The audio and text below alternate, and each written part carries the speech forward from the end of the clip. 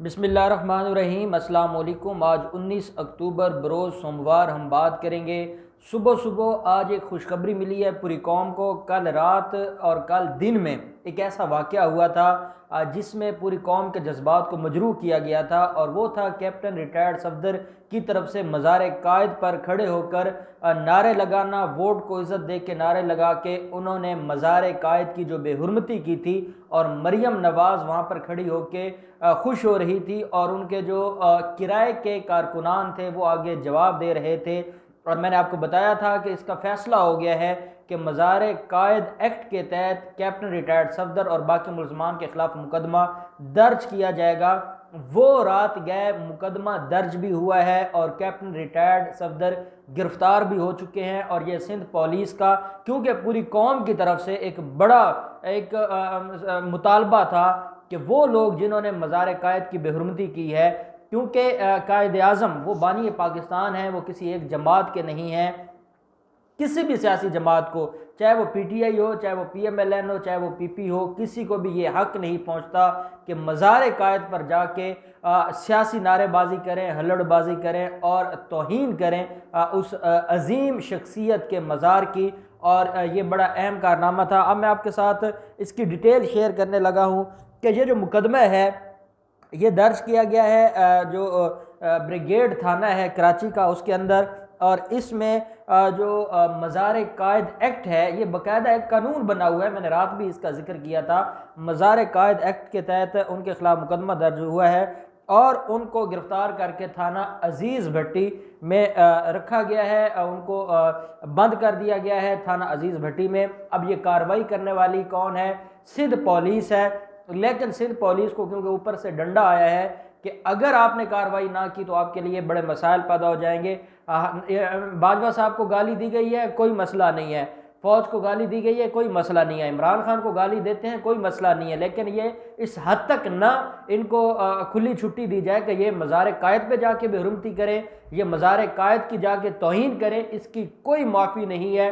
और पूरी कौम का भी यही मुतालबा था, इदारों का भी यही मुतालबा था। और सिंध पुलिस को जब डंडा दिया गया तो सिंध पुलिस ने रात गए जो जिस निजी होटल में वो रिहाइश पजीर थे उसके दरवाजे तोड़कर कैप्टन रिटायर्ड सफदर को गिरफ्तार किया है। थाना ब्रिगेड की जो पुलिस है उन्होंने तस्दीक की है कि कैप्टन रिटायर्ड सफदर को गिरफ्तार किया गया है जो मज़ार कैद के तकद्दुस की पामाली के मुकदमे में। अब इसमें मरियम सफदर भी ट्वीट्स कर रही है, और मरियम सफदर ये कह रही है कि मेरे खावद को उन्होंने उनकी जो प्राइवेसी थी उसको डिस्टर्ब किया है। कमरे के दरवाजे तोड़कर, शीशे तोड़कर वो अंदर दाखिल हुए हैं और उन्होंने ये सारा कुछ किया। एक तो इसमें खुशकिस्मती ये है, ये कोई पंजाब पुलिस नहीं थी या सीसीपी लाहौर नहीं था, नहीं तो इसको फिर ये पॉलिटिकल रंग देते कि हमारे साथ ज्यादती हो गई है, हमें सियासी इंतकाम का निशाना बनाया गया है, हमारे साथ बड़ा जुल्म हो गया है। अल्लाह ने किया कि इनके खिलाफ कार्रवाई इनके अपनों से करवाई गई है, ताकि अगर कौन अब बिलावल जरदारी स्टेज पे खड़े होकर तो नहीं कहेगा कि कैप्टन रिटायर्ड सफदर को गिरफ्तार करके बड़ी ज्यादती की गई है। भाई गिरफ्तार किया है तो आप लोगों ने किया है, कार्रवाई की है तो आप लोगों ने की है, और आप लोग ही ये सारा कुछ इसके जिम्मेदार हैं। पुलिस का यह भी कहना है कि इस मुकदमे के लिए पाकिस्तान तहरीक इंसाफ के हलीम आदिल शेख की तरफ से भी एप्लीकेशन आई थी, लेकिन ये जो मुकदमा दर्ज किया गया है ये एक कराची के शहरी हैं, उनकी दरख्वास्त पर यह मुकदमा दर्ज किया गया है। वकास नाम है जो मुद्दई है, 200 अफराद शामिल हैं, जबकि मुकदमे में जान से मारने की धमकियां, सरकारी अमला को नुकसान पहुंचाने और मज़ार कायद की एक्ट की खिलाफ वर्जी की दफ़ा भी शामिल की गई हैं। पुलिस हुकाम का यह कहना है कि कैप्टन रिटायर्ड सफदर आज अदालत में पेश करने का फैसला किया गया है, क्योंकि ये रात गए गिरफ्तार किया है और ये 12 बजे का बाद है। मैं ये समझता हूँ कि शायद आज उनको पुलिस मजिस्ट्रेट के सामने पेश न करें, क्योंकि इनकी जो तारीख गिरफ्तारी है वो 19 अक्टूबर है, और कानून ये कहता है कि 24 घंटों के अंदर अंदर मजिस्ट्रेट के सामने पेश करना है। तो ये कल भी पेश कर सकते हैं, और उम्मीद है कि ये आज मजिस्ट्रेट के सामने पेश नहीं करेंगे बल्कि कल ही उनको पेश करेंगे।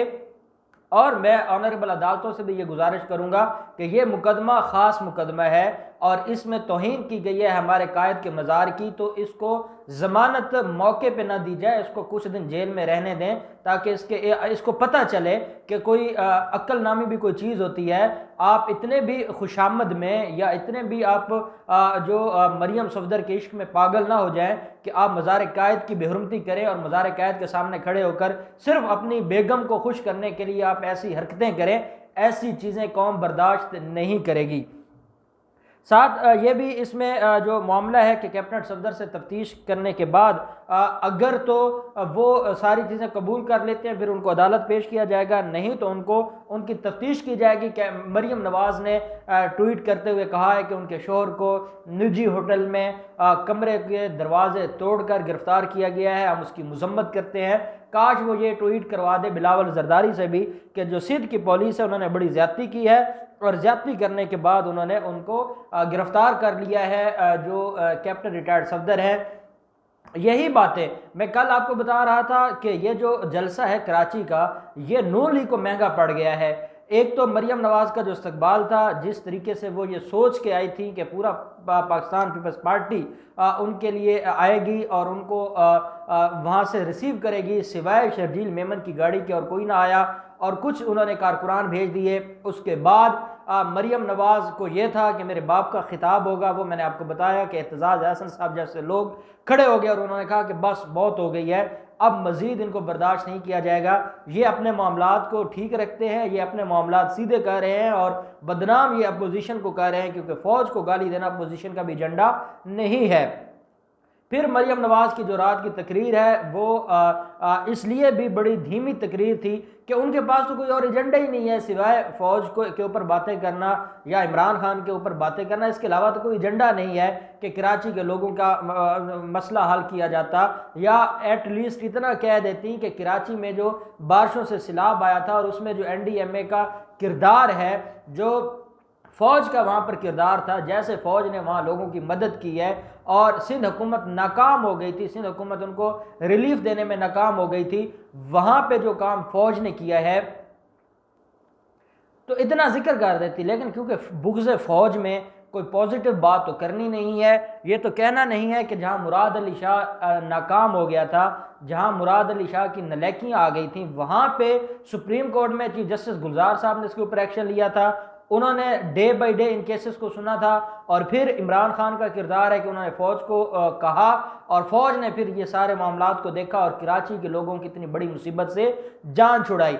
अब के इलेक्ट्रिक का मामला है, वहाँ पे बिजली का मामला है, वो मसला भी अदालतों में चल रहा है और उसमें भी सुप्रीम कोर्ट एक्शन लेके सारे मामलात को देख रही है। इनका काम तो सिवाय लूट मार के या चोरी के और कुछ भी नहीं है। और आपने सुना होगा घोटकी के अंदर एक मुलाजिम है, एक साबका जो एक शुगर मिल है उसका वो मुलाजिम है और उसके जो अकाउंट्स हैं अरबों रुपए का इंकशाफ हुआ है और उसने खुद दरख्वास्त दी है कि भाई मेरे अकाउंट में कहाँ से ये आ गए। और उसने फिर बताया कि वो एक शुगर मिल में 2 साल पहले तक मुलाजिम था और शायद उनकी मुलाजमत के दौरान उनके नाम पे कोई जाली अकाउंट बनाया और उस जाली अकाउंट में अरबों रुपए का इंकशाफ हुआ है। तो ये अरबों रुपए जो आ रहे हैं ये कहाँ से आ रहे हैं? ये यही माफिया है, चाहे वो जरदारी माफिया हो, चाहे वो मुराद अली शाह हो, चाहे वो खुर्शीद शाह हो, चाहे वो डॉक्टर आसिम हो, चाहे वो शर्जील मेमन हो, तो ये वो लोग हैं। अब इनके खिलाफ तो बात कर नहीं सकती थी, ये कह देती कि डॉक्टर आसिम के खिलाफ जो मुकदमा है वो नवाज शरीफ के दौर में बना था और इसका ये लिया करते थे कि हमने उनके खिलाफ मुकदमा किया और हमने करप्शन के खिलाफ कार्रवाई की है और करप्शन ज़्यादा लोगों के खिलाफ कार्रवाई की है।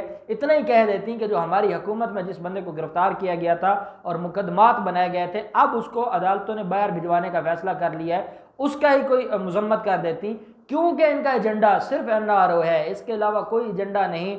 मरियम नवाज चाहती है कि मुझे बाहर जाने दिया जाए और मेरे बाप को माफ़ी मिल जाए और बिलावल जरदारी ये चाहते हैं कि मेरा बाप आसिफ जरदारी आखिरी ज़िंदगी के आखिरी दिन गुजार रहा है हॉस्पिटल में और उसको माफ़ी मिल जाए और ये फिर अपनी जो आगे इनकी फ्यूचर है, जो इनका मुस्तकबिल है, उसमें जो सियासत और जो ये ड्रामेबाजी करते रहे। लेकिन इदारों ने जो अब वाज़े पैगाम दे दिया उसके बाद इनको कोई मुआफ़ी नहीं मिलने वाली, कोई रिलीफ नहीं मिलने वाला और इंशाअल्लाह ये नाकाम होंगे और पाकिस्तान कामयाब होगा।